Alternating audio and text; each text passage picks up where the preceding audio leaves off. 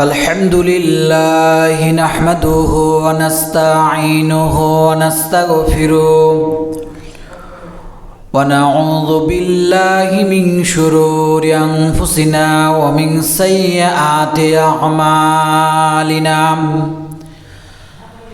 من يهد الله فلا مضل له ومن يضلل فلا هادي له ونشهد أن لا إله إلا الله وحده لا شريك له ونشهد أن سيدنا وحبيبنا ومولانا محمدا عبده ورسوله الذي أرسله بالحق بشيرا ونذيرا وداعيا إلى الله بإذنه وسراجا منيرا فقد قال الله تعالى في كلامه المجيد والفرقانه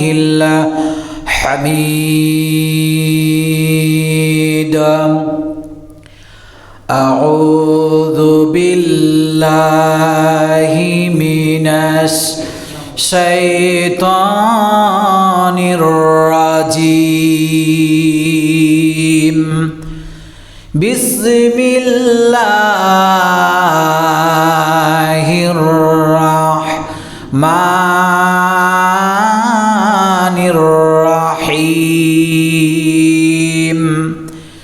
لقد كان لكم في رسول الله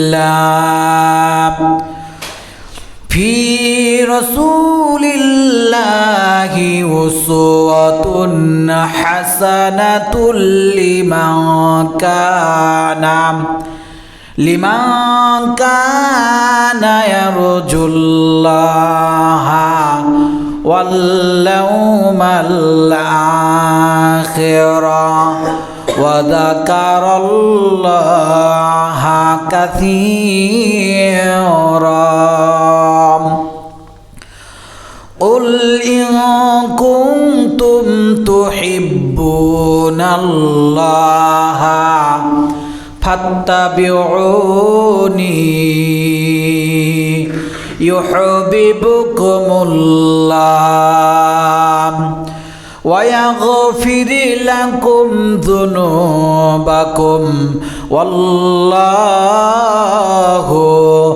غفور رحيم وقال تعالى في شان رسول الله صلى الله عليه وسلم إن الله وملائكته يصلون على النبي يا أيها الذين آمنوا صلوا عليه وسلموا تسليما اللهم صل على محمد وعلى آل محمد كما صليت على إبراهيم وعلى آل إبراهيم إنك حميد مجيد اللهم بارك على محمد وعلى آل محمد كما باركت على إبراهيم وعلى آل إبراهيم إنك حميد مجيد আলহামদুলিল্লাহ সমস্ত প্রশংসা সেই মহান রব্বুল আলামিনের, যেই মহান রব্বুল আলামিন আমাদেরকে এক সপ্তাহর এক গুরুত্বপূর্ণ দিন, পবিত্র জুমার জামাতে দুনিয়ার সমস্ত কাজ কর্ম পরিহার করে জুমার জামাতে হাজির করে দিল। সেজন্য মহান মনিবের দরবারে কালিমাতুশ শুকর আদায় করছি, পড়ছি তারই শেখানো ভাষায় আলহামদুলিল্লাহ। শত সহস্র কোটি দুরুদ ও তাসলিমাত বর্ষিত হক বিশ্ব মানবতার মহান শিক্ষক সৈয়দুল মুরসালিন, খাতামুন নবিয়িন, আশরাফুল আম্বিয়া আহমদে মুজতবা মুহাম্মদুর রাসূলুল্লাহ সাল্লাল্লাহু আলাইহি ওয়াসাল্লাম এর প্রতি। সম্মানিত হাজিরিন, আপনাদের খেদমতে তেলাওয়াত করেছি সূরা আহজাব, আহজাবের 21 নম্বর পারা সূরা আহজাব। তেলাওয়াত করেছি সূরা আহজাবের 21 নম্বর আয়াতে কারিমা। আল্লাহ যদি তৌফিক দেয় এই আয়াতের উপরে কিছু কথা আমরা শুনব, বলবো এবং আল্লাহ পাক যেন এই কথা আয়াতের উপরে আমল করার তৌফিক আল্লাহ পাক যেন আমাদের সকলকেই দান করেন, আমিন বলেন। আজকের আলোচ্য বিষয় বস্তু হলো রাসূলুল্লাহ সাল্লাল্লাহু আলাইহি ওয়াসাল্লাম আমাদের জন্য উত্তম আদর্শ। এটা হলো আজকের বিষয়বস্তু। দুনিয়াতে অসংখ্য আদর্শ আছে, ঠিক কিনা বলেন? অনেক আদর্শ এই জমিনে আছে। সেজন্যই আল্লাহ পাক এই আয়াতে কারিমা নাজিল করে বিশ্ববাসীকে জানাচ্ছেন, বুঝিয়েছেন যে বান্দা, দুনিয়াতে অসংখ্য আদর্শ মানুষ ভালো বলে পরিচয় দেবে, ভালো বলে প্রতিষ্ঠিত করবে। ওই আদর্শ টিকে রাখার জন্য এই আদর্শকে বাতিল বলবে, বাতিল ঘোষণা করবে, ঠিক কিনা বলেন? রাসূলুল্লাহ সাল্লাল্লাহু আলাইহি ওয়াসাল্লামের আদর্শ হলো জমিনে সবচেয়ে শ্রেষ্ঠ আদর্শ। এই কথা মহান আল্লাহ সুবহানাহু ওয়া তাআলা তার কোরআনুল কারিমের ভিতরে সেই কথা কোট করে দিয়েছে। সুবহানাল্লাহ বলেন। সম্মানিত দ্বীনি ভাইয়েরা আমার, বন্ধুরা আমার, কোরআনুল কারিমের ভিতরে আল্লাহ পাক সুন্দর চমৎকার আদর্শর কথা কোরআনুল কারিমের ভিতরে কোট করে দিয়ে আল্লাহ পাক বলছেন, বান্দা শোনো, জমিনে অসংখ্য মানুষের রচনা করা, মানুষের তৈরি করা, মানুষ সুন্দর আদর্শ প্রতিষ্ঠিত করার চেষ্টা করবে। প্রতিষ্ঠিত করার জন্য জমিনে রক্ত দিবে, জমিনে অর্থ খরচ করবে, সময় ব্যয় করবে, কিন্তু বিশ্বাস করো, জমিনে যত আদর্শ রয়েছে সবচেয়ে শ্রেষ্ঠ আদর্শ হলো মুহাম্মাদুর রাসূলুল্লাহ সাল্লাল্লাহু আলাইহি ওয়াসাল্লামের আদর্শ হলো উত্তম আদর্শ। এই জন্য এই কথা আল্লাহ পাক কোরআনুল কারিমের ভিতরে চমৎকার করে আল্লাহ পাক বর্ণনা দিচ্ছে। আল্লাহ পাক বলছে এইভাবে, লাকাদ কানা লাকুম ফি রাসূলিল্লাহি উসওয়াতুন হাসানাহ হাসানাতুল লিমান কানা ইয়ারজুল্লাহ ওয়াল ইয়াউমাল আখিরা ওয়া যাকারাল্লাহা কাসীরা। আল্লাহু আকবার বলেন। দ্বীনি ভাইয়েরা আমার, বন্ধুরা আমার, কোরআনুল কারিমে আল্লাহ পাক খুব চমৎকার করে বলছেন, বান্দা শোনো, তোমাদের জন্য অবশ্যই আল্লাহ রাসূল সাল্লাল্লাহু আলাইহি ওয়াসাল্লামের জীবনের মাঝে অনুকরণযোগ্য উত্তম আদর্শ রয়েছে তোমাদের জন্য। সুবহানাল্লাহ বলবেন না? রাসূল সাল্লাল্লাহু আলাইহি ওয়াসাল্লামের জীবনের মাঝে চলার পথে, জীবনের বাঁকে বাঁকে, জীবনের থরে থরে, স্তরে স্তরে আপনার আমার জন্য উত্তম আদর্শ হলো মুহাম্মদ রাসূলুল্লাহ সাল্লাল্লাহু আলাইহি ওয়াসাল্লাম আদর্শ। তিনি হলো জীবনের সকল ক্ষেত্রে আদর্শ মেনে চলতে হবে মুহাম্মদ রাসূলুল্লাহ সাল্লাল্লাহু আলাইহি ওয়াসাল্লামকে। তিনি হলেন শিশুদের আদর্শের মডেল। সুবহানাল্লাহ বলবেন না? তিনি হলেন যুবকদের আদর্শের মডেল। তিনি হলেন ব্যবসায়ীদের আদর্শের মডেল। তিনি হলেন শ্রেষ্ঠ রাষ্ট্রপতির আদর্শের মডেল।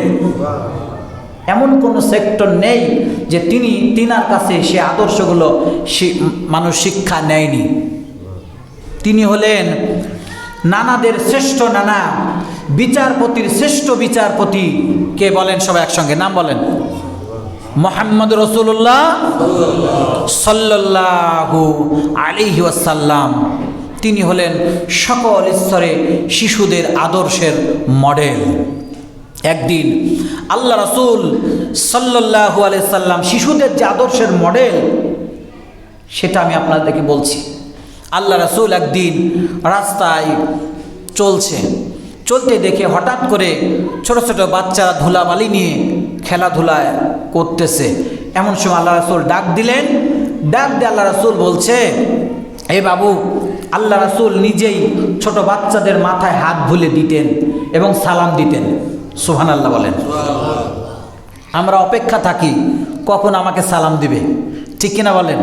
আল্লাহ রাসূলের আদর্শ ছিল ছোট বাচ্চা শিশুদেরকে আদর করত, কপালে চুমো দিত, বুকে টেনে নিত, তাদেরকে সালাম দিয়ে কথা বলতো। সুবহানাল্লাহ। ছোট্ট বাচ্চা বলছে, বাবু কেমন আছো, কিরম আছো, এই সমস্ত খোঁজ খবর নিয়ে বলছে, বাবু তোমার না একটা ছোট্ট পাখি ছিল, তোমার ওই পাখিটা কয়, পাখিটা কেমন আছে? সুবহানাল্লাহ বলেন। আল্লাহ রাসূল সাল্লাল্লাহু আলাইহি সাল্লামের কাছে ছোট্ট বাচ্চা বলছে, ইয়া রাসূলুল্লাহ, আপনি হলো মদিনার প্রেসিডেন্ট, আপনি আমার খোঁজ রাখেন, খবর রাখেন, আমার ছোট্ট পাখিটা কেমন আছে সেই খবরটাও আপনার কাছে আছে? সুবহানাল্লাহ, সুবহানাল্লাহ। এটা হলো শিশুদের আদর্শের মডেল। তিনি শৈশবে, শিশুকালেই যখন বাবা মা দুজনকে হারিয়ে এতিম নবী দুধ মা তার হালিমাতুস সাদিয়া, কি নাম? হালিমাতুস সাদিয়া। ভাগ্যবতী মা হালিমাতুস সাদিয়া বর্ণনা করছেন, বলছেন শিশু মোহাম্মদ, এমন শিশু মোহাম্মদ ছিল শৈশব শিশুকাল থেকেই, শিশু মোহাম্মদ ছোটকাল থেকেই, শিশুকাল থেকেই অন্যের হক কখনোই শিশু মোহাম্মদ সাল্লাল্লাহু আলাইহি সাল্লাম নষ্ট করে নাই। হালিমাতুস সাদিয়া একদিন তিনি বলছেন, শিশু মোহাম্মদ সাল্লাল্লাহু আলাইহি সাল্লামকে আমি স্তনের দুধ পান করানোর জন্য চেষ্টা করছি। একটা স্তনের দুধ সে টেনে টেনে শিশু মোহাম্মদ সাল্লাল্লাহু আলাইহি ওয়াসাল্লাম দুধ পান করছে। একদিন আমি চেষ্টা করলাম, এক স্তন থেকে দুধ খাওয়া শেষ করে আর একটা স্তনে শিশু মোহাম্মদ সাল্লাল্লাহু আলাইহি সাল্লামকে আমি মুখ লাগিয়েছি।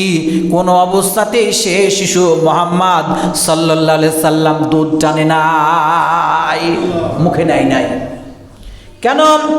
হালিমাতুস সাদিয়া এই মা, তার আরেকটা সন্তান ছিল, ওই সন্তানের জন্য হালিমাতুস সাদিয়ার আরেকটা সন্তান ছিল, সন্তানের জন্য শিশু মোহাম্মদ শৈশবে শিশুকালেই যখন মায়ের কোলে যখন দুধ পান করে, তখন থেকেই তিনি বুঝে আমার আরেকটা ভাই আছে, তার হক আছে।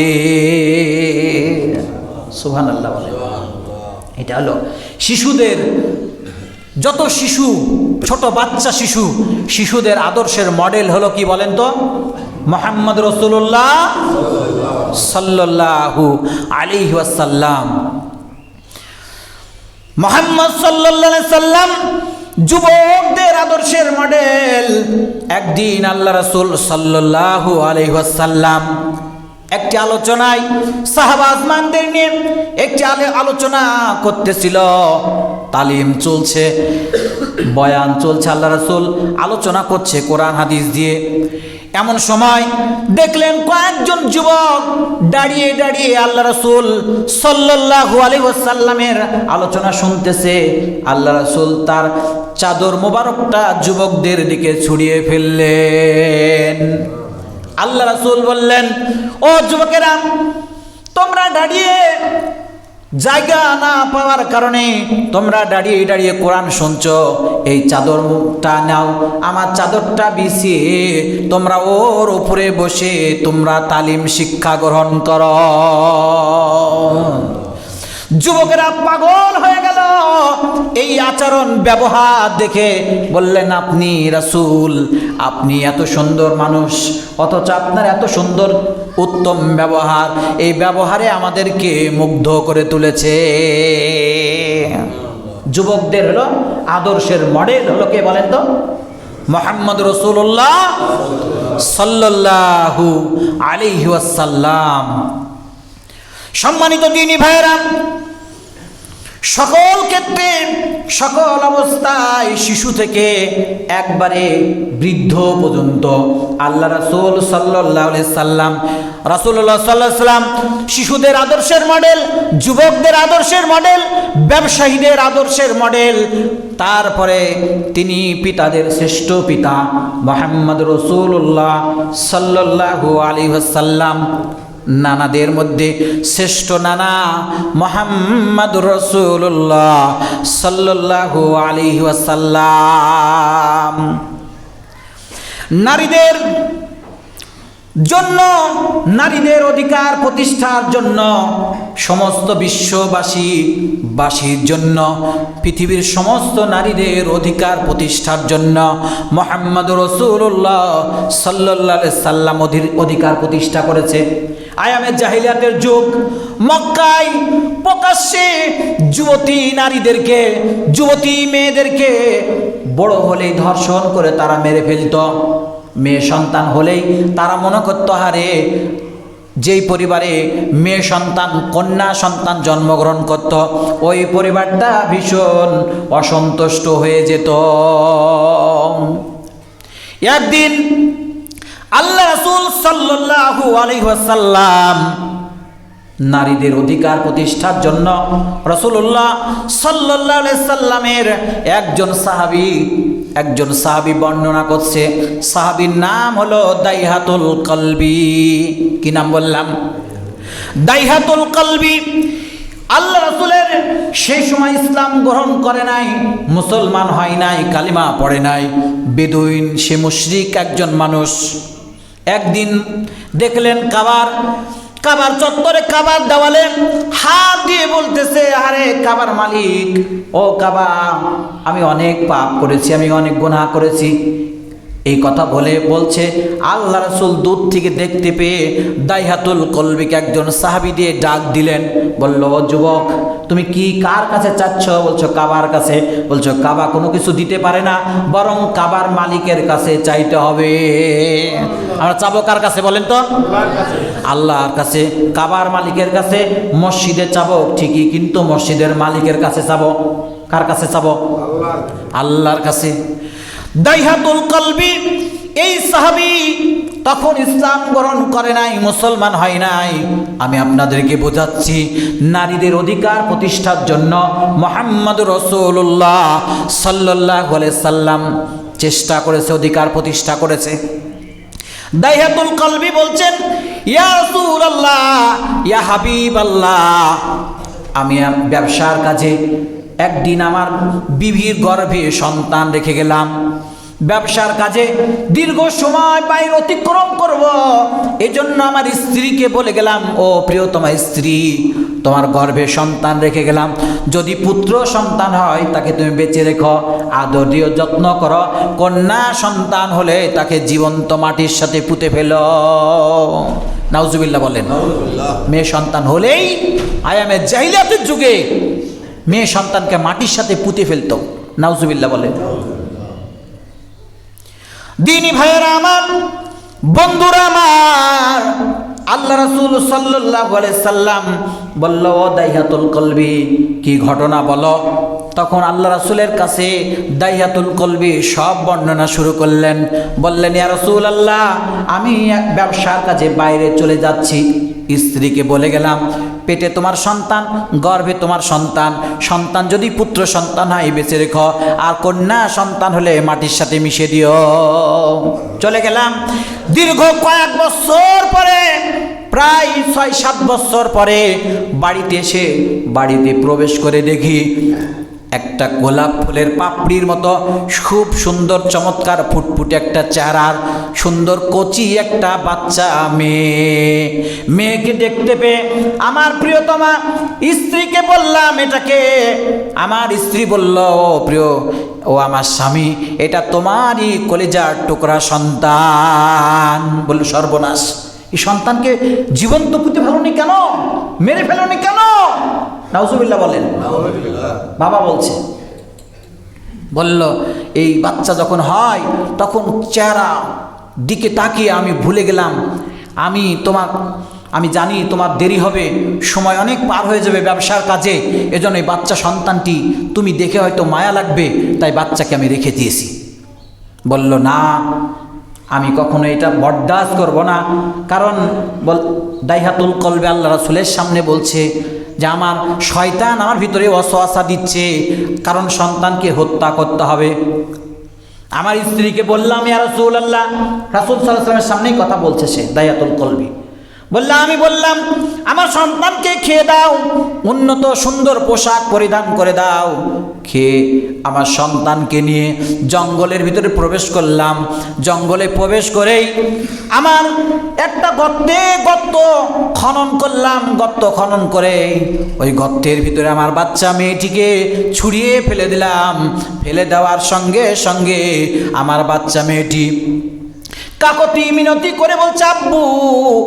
গোলাপ ফুলের পাপড়ির মতো ছোট বাচ্চা মেয়ে বলছে, আব্বু, এত কষ্ট করে গর্ত করে গর্তের ভিতরে আমাকে ফেলায় দিলে আব্বু, আমি তোমার বাড়িতে যেতে চাই না আব্বু। আব্বু গো, তুমি আমাকে এখান থেকে উঠায় দাও, আমি জীবনে কোনো দিন আর তোমার বাড়িতে যেতে চাই না। দুই দিকে যেই চোখ যায় সেই দিকে চলে যাব আব্বু, তোমার পরিচয় সমাজে আমি দেব না, তুমি আমাকে এখান থেকে উঠায় দাও, গর্ত থেকে উঠায় দাও, আমি এখান থেকে চলে যাব। কিন্তু বলছে, ইয়া রাসূলুল্লাহ, আমার বাচ্চা মেয়েটি এইভাবে কাকতি মিনতি করছিল, পাথর তুলে ছুঁড়িয়ে ছুঁড়িয়ে মারছিলাম, আর আব্বু আব্বু আব্বু করে ডাক দিচ্ছিল। মাথায় যখন লাগে মাথাটা থেতলে যায়, হাতে লাগে হাতের আঙ্গুলগুলো ভেঙে যায়, মুখে লাগে মুখের দাঁতগুলো ভেঙে চূর্ণ বিচূর্ণ হয়ে যায়, আর আব্বু আব্বু করে কাকতি মিনতি করে বলছে। এমন কথা বলে আমার হৃদয়টা এমন পাষাণ, আমি নরম হচ্ছি না। ইয়া রাসূলুল্লাহ, এই বলতে বলতে বড় একটা পাথর তুলে আমার বাচ্চা মেয়েটির মুখে ছুঁড়ে মারলাম, মাথাটা থেতলে গেল, রক্তে ফিনকি দিয়ে আব্বু বলে আমার সন্তান দুনিয়া থেকে বিদায় নিয়ে নিল। আব্বু বলে বিদায় নিল। এই দৃশ্য, এই ঘটনা রাসূলুল্লাহ সাল্লাল্লাহু আলাইহি ওয়াসাল্লাম শুনে চোখের পানি মোবারকগুলো ঝরঝর করে দাড়ি ভিজে ভিজে পড়ে যাচ্ছে, আর বলছে, আরে মানুষ এত নিষ্ঠুর হতে পারে?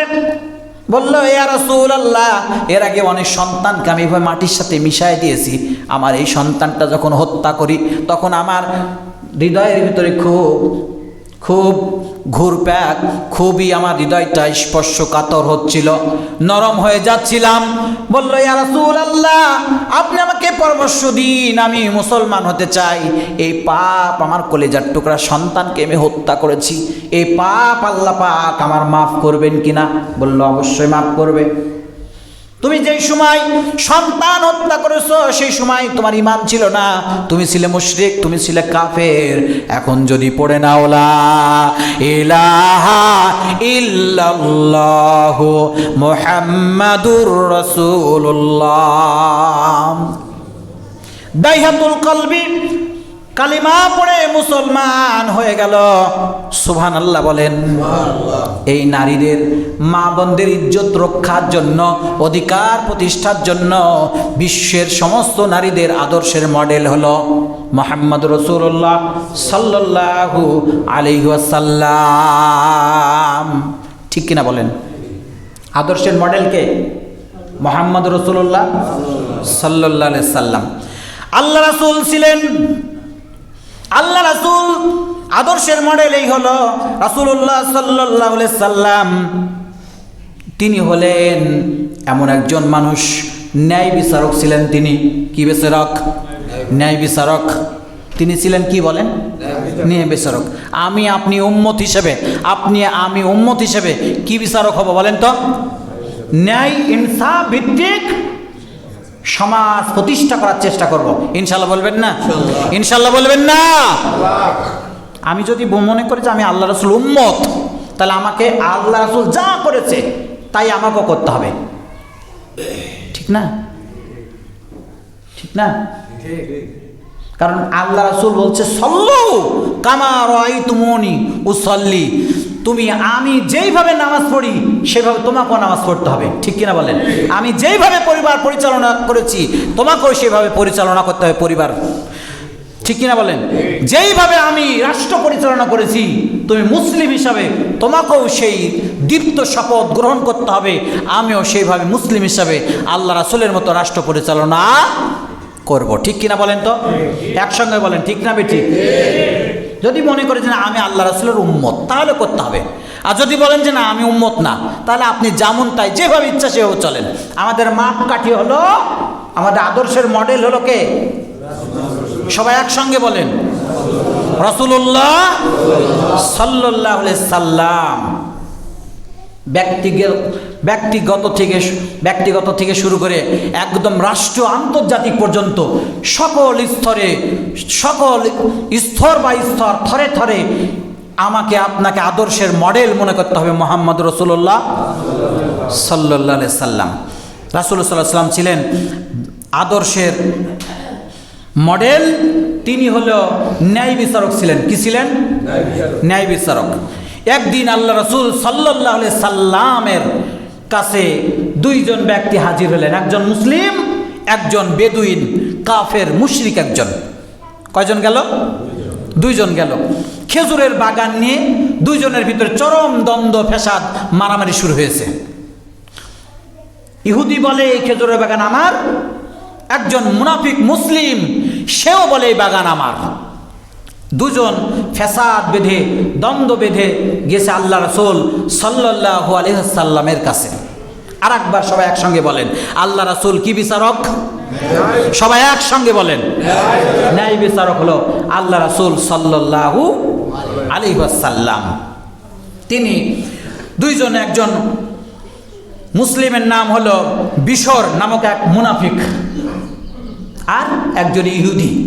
দুজন আল্লাহ রাসূলের টোটাল ঘটনা, বিস্তারিত ঘটনা শোনার পরে আল্লাহ রাসূল, দুজনের বিস্তারিত শোনার পরে আল্লাহ রাসূল সাল্লাল্লাহু আলাইহি সাল্লাম রায় দিলেন ইহুদির পক্ষে। সুবহানাল্লাহ বললেন না? আল্লাহ রাসূল কি বিচারক? ন্যায় বিচারক। দুজনের বিস্তারিত শোনার পরে আল্লাহ রাসূল রায় দিলেন ইহুদির পক্ষে। তোমার এই জমি, তোমার এই বাগান, এই রায় দিলেন। এই রায়টা মুনাফিক মুসলিম এর ভালো লাগলো না। কি লাগেনি? ভালো লাগেনি। আল্লাহ রাসূলের আদর্শ যদি কেউ না মানে সে মুসলমান থাকতে পারে? একসঙ্গে বলেন আল্লাহ রাসূলের নিয়ম নীতি, ভালোবাসা, আদর্শ যদি কেউ না মানে ও মুসলমান থাকে না, ও মুরতাদ হয়ে যায়। কি হয়ে যায়? ও কাফের হয়ে যায়। ঠিক না বেঠিক? আমি কি বানিয়ে বলছি? আমি কি বানিয়ে বলছি না? কোরআনে আছে এই হাদিসটা। সেও মুসলমান ছিল। মুসলমান বলছে ইয়া রাসূল আল্লাহ, আমি আপনার সঙ্গে নামাজ পড়ি, আমি আপনার সঙ্গে জিহাদ করি, আপনাকে আমি চাঁদা দিই, আপনার এত ভালো কাজ আমি করি, অথচ আপনি বিস্তারিত শোনার পরে আপনি রায় দিলেন ইহুদির পক্ষে। এই বিচার আমি মানি না। একসঙ্গে বলেন বলে এই বিচার আমি মানি না। বিচার ন্যায় বিচারের জন্য আপনারা এগিয়ে আসেন সামনের দিকে, সামনে জায়গা ফাঁকা করে বসেন, পূরণ করে বসেন। এই বিচার আমি মানি না। আল্লাহ রাসূল সাল্লাল্লাহু আলাইহি ওয়াসাল্লামের বিচার না মেনে তদানীন্তন সময়ে কড়া মেজাজি, একদম কড়া মেজাজি যার নাম শুনলাম শয়তান পর্যন্ত, যেই রাস্তায় হযরতে ওমর রাদিয়াল্লাহু তাআলা আনহু যে রাস্তায় চলাচল করে সেই রাস্তায় শয়তান পর্যন্ত আসে না। বলল আমি রাসূল তোমার বিচার মানি না, আমি চলে গেলাম বিচার নেওয়ার জন্য, দ্বিতীয় বিচার সানি বিচার করার জন্য চলে গেলাম। চলে গেল হযরতে ওমর রাদিয়াল্লাহু তাআলা আনহুর বাড়িতে চলে গিয়ে বিস্তারিত বলছে। বলার পরে বলল দেখো আমি আল্লাহ রাসূলের সঙ্গে জিহাদে থাকি, নামাজ পড়ি, রোজা করি, হজ করি, যাকাত দিই, জিহাদের ময়দানে আমি যুদ্ধ করেছি কাফেরদের সঙ্গে, কিন্তু আপনারা এই কথাই বুঝলেন স্পষ্ট, নামাজ পড়লে মুসলমান হওয়া যায় না, হজ করলেই যে নামাজি হওয়া যায়, আল্লাহর প্রিয় বান্দা হওয়া যায়, সেটা কিন্তু আসল ব্যাপার না। ঠিক কিনা বলেন? এই হাদিসটা তার প্রমাণ, এই হাদিসটা তার প্রমাণ। ওমর রাদিয়াল্লাহু তাআলা আনহুর কাছে গিয়ে বিস্তারিত ঘটনা বলার পরে, বর্ণনা করার পরে বলল, ও ওমর আমিরুল মুমিনিন, তোমার কাছে এসেছি, বিচার একটা ন্যায় বিচার করে দাও। আল্লাহ রাসূল কিন্তু এই বিচার করেছে, আমার ভালো লাগেনি, রায়টা তার পক্ষে দিয়েছে। ওমর বলছে আরে যে আল্লাহ রাসূলের আদর্শ মানে না, আল্লাহ রাসূলের বিচার কার্য যে মানে না, বেঁচে থাকার অধিকার জমিনে তার নাই। আছে? বাড়ির ভিতরে বলল ওয়েট করো, বাড়ির দরজার সামনে বলছে ওয়েট করো।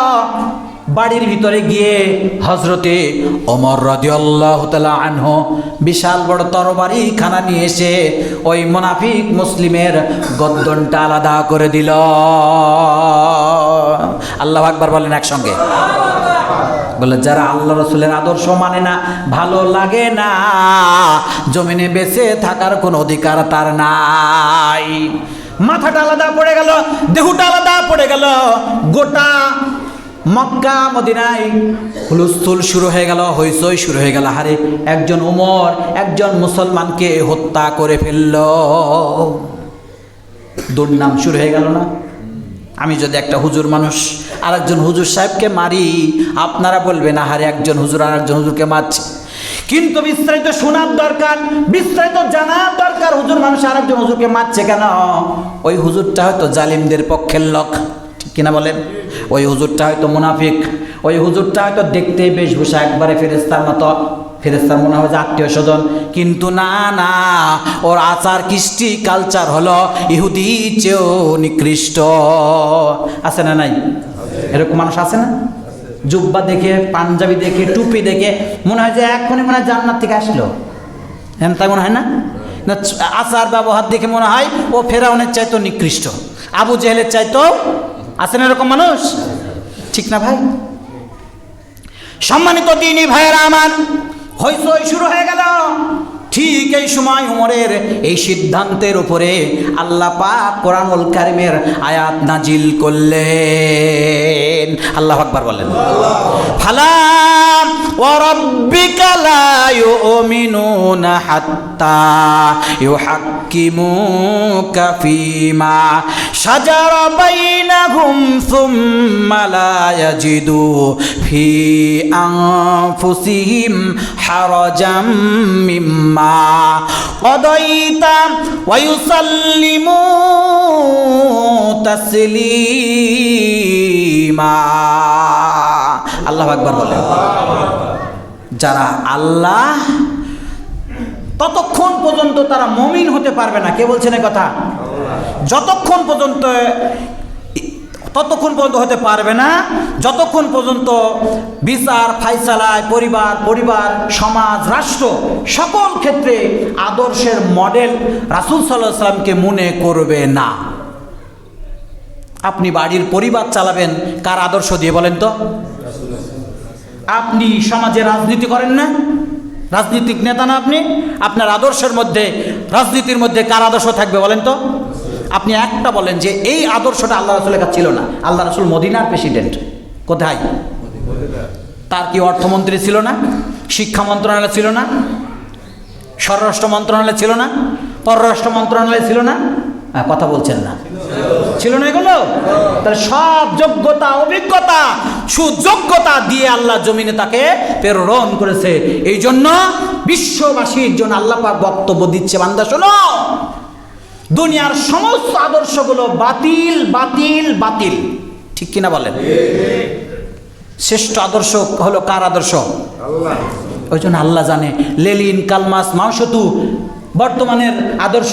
বাংলাদেশে আমরা দেখেছি, প্রকাশ্যে দেখেছি, আমরা অমক নেতার আদর্শের সৈনিক।